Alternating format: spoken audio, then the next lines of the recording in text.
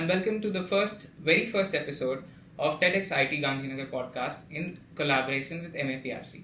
It is a show where we talk to inspiring personalities on our campus and beyond.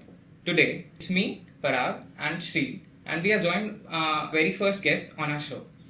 Today's guest is Professor Harish PM from the Department of Mechanical Engineering at IIT Gandhinagar. So he's been here for a decade now, and he's also the Dean of General Admin. He also has a cool lab named SysIDEA, and he's also pretty popular among the students. So let's get to know our professor. Thank you, Parag and Shri, for having me as part of your podcast. I'm really excited to have this conversation. Thank you. Something about your student life and the path that landed you where you are right now. It was a gradual process, I would say. I remember quite clearly during my student days, what I was quite clear about is that I wanted to pursue something where every day would be a little different. I was not a big fan of routine work, where every day you do the same thing. Of course, some of my classmates were very comfortable with that, but I found that I was not the kind of person who could do that for, let's say over a 45-year career. That was one thing that was very clear to me. The other thing that again I found I had great amount of clarity relatively early on is that I worked best when I was my own boss. I had a lot of autonomy and freedom to do things the way I wanted. I felt that I was quite motivated when I was my own boss, and I could do things better when I was my own boss. So that's how I approached it. And being a prof was not the first decision. I was, for instance, considering a few different possibilities. One, I thought research was an ideal career which was meeting both these requirements, because research is not routine. You have to be creative. You are always solving different challenges every day. And you have some amount of autonomy. But I had also considered at some point, perhaps being in the medical profession, maybe a surgeon. During my 10th, 12th, I had taken biology, and I had done quite well in my biology exams as well. So that was also on my radar somewhere. I would say I was approaching it that way, and then gradually, as I met more and more people, I started to feel that being a prof was a really good career option. Autonomy and non-routine job. So you wanted to be your own boss. Yes, absolutely. Yes. Tell us something about your student life, and how would you compare to the student life that we have here on our campus, that is IIT Gandhinagar? I was in a college in Mumbai, which Sardar Patel College of Engineering, which was one of the government colleges and quite well regarded, but certainly didn't have a strong research focus. It was primarily a teaching college, and I was not staying in the hostels. Since I grew up in Mumbai, I was commuting every day, so it was fun. But at the same time, I feel I didn't get the kind of experience that one could get if you're in the hostels, in the campus. You get to explore a lot more. So I think that's one big difference between my student life and the students I see over here. I still found ways to explore things on my own, but yes, at the college level, I didn't get such a rich set of opportunities and exposure to explore various aspects. There were, of course, a lot of good things there, but not at the level there. This is the right time to explore. I do feel students worry too much about their careers at very early stage, whether I should do AI or whether I should do robotics or whether I should do this or that. I think it's too early to worry about. Now explore. I think things will become clearer later on. Have faith in that. As you explore more and more, things will get clearer to you later on. Okay. Moving on. You are well known on campus for your work on robotics, and you also run a lab named SysIDEA. Tell us something about that. Yes, robotics is something that I also got into relatively recently. My bachelor's, master's, PhD, even after that for a few years, I was not so much into robotics. But gradually I got drawn to robotics because I could see robotics is really exciting field where you have to bring together skills and ideas from various domains to make things work, whether it's algorithms, mathematics, with some simulation, hardware, electronics, everything has to come together, and I found that quite interesting and exciting. And I also feel robotics is a way in which you can take what's happening in a university environment and take it towards making an impact, because at the end you are thinking about something practical, something that can go out in the real world.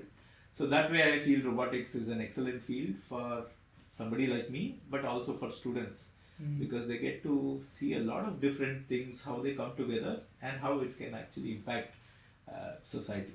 That's why I tell everybody, particularly students, not to fret about things too much. I think we all underestimate how non-linear the careers have become now. It's 30 years ago it was very common to hear, my uncle passed a banking exam and went to SBI, and then 35 years he worked in SBI. I don't think that sort of thing happens nowadays, or it's much rarer. So I think people switch around a lot. You move jobs, you move fields, you change fields. There's a lot more.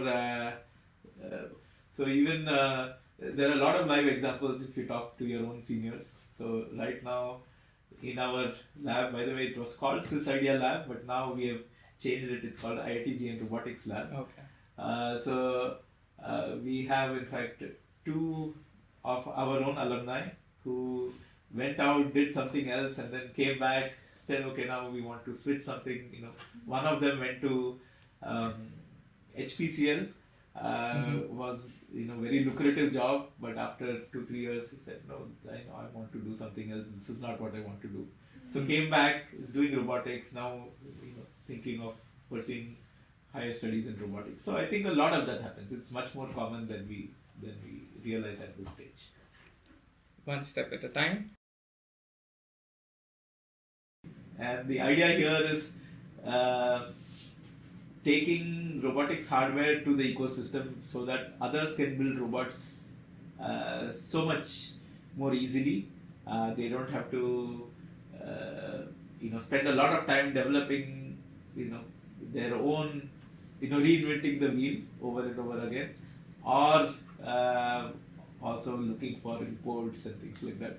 So the focus is really on robotic components and subsystems, not necessarily higher level robots. Looking at your role as an admin, let's move from robotics to your role. You proposed the idea of Beat the Team Challenge, so where professors and students compete against the team. So how did you come up with that, and what is the main motto of that? It was an interesting idea that just clicked. One of the things I think people perhaps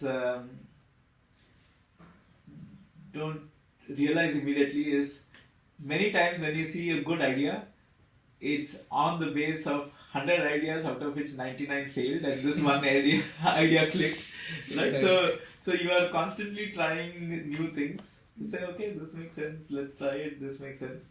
Of course, 100 to 1 is an extreme ratio, number of other ideas clicked. But I would say the specific motivation behind it is, one, it was COVID time.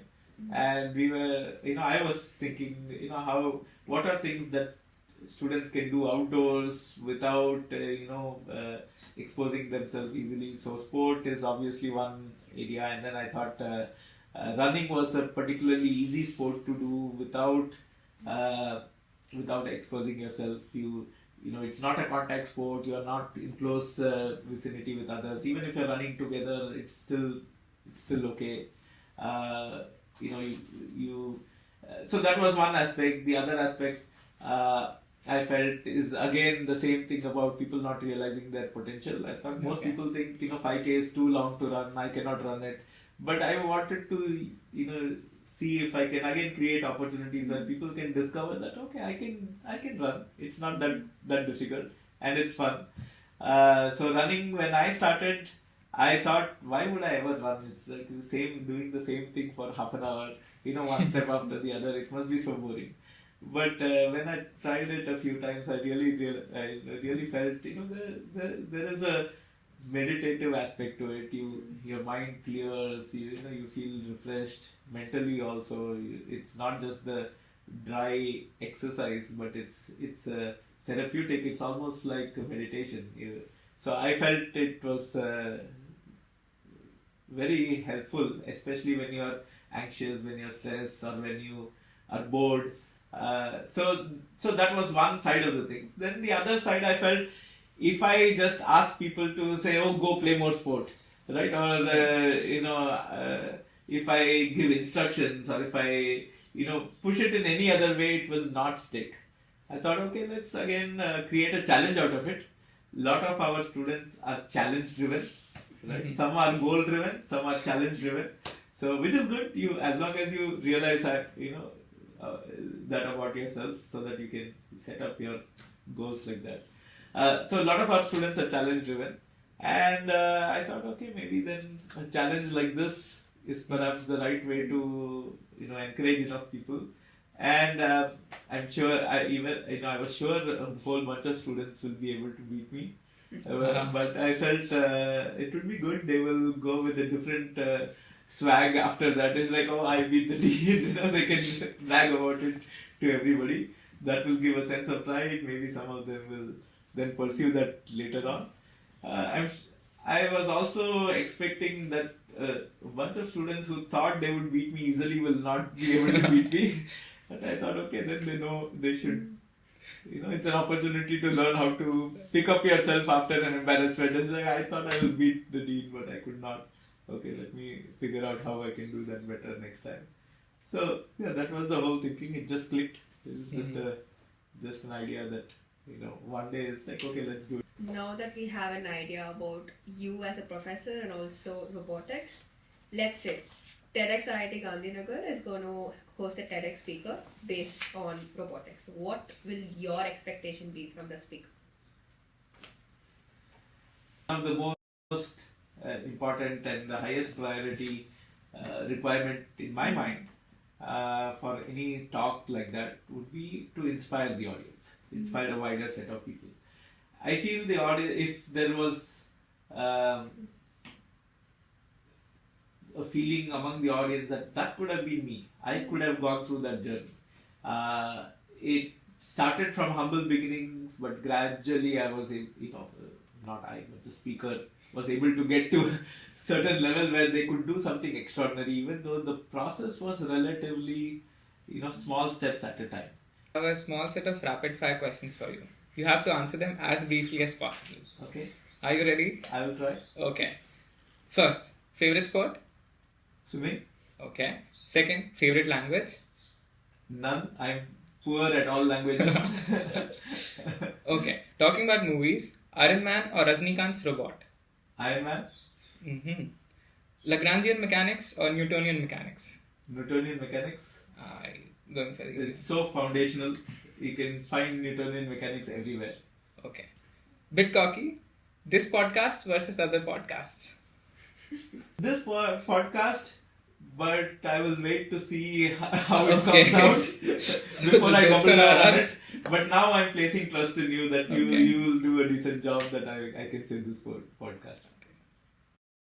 So thank you so much. It was nice talking to you, Professor, and thank you for all the valuable inputs. I really hope our audience also found this conversation meaningful. So thank you very much. Thank you, Shri, and thank you, Parag. This was an absolute pleasure. Yeah, it was same for us. Yeah. Also, audience, keep following TEDxIIT Gandhinagar for more such fun podcasts.